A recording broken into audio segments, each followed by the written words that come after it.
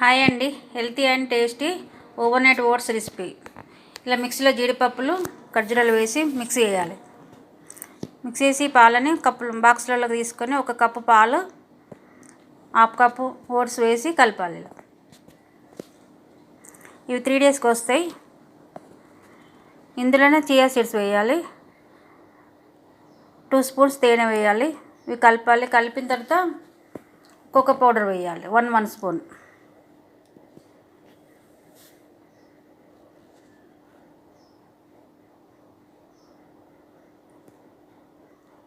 ఇవి ఫ్రిడ్జ్లో పెట్టాలి.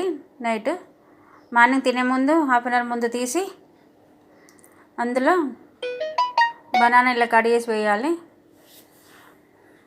ఇంకా ప్రోటీన్ కావాలనుకుంటే ఎగ్ కూడా పక్కకు పెట్టుకొని తినచ్చు. వాల్నట్స్ వేయాలి.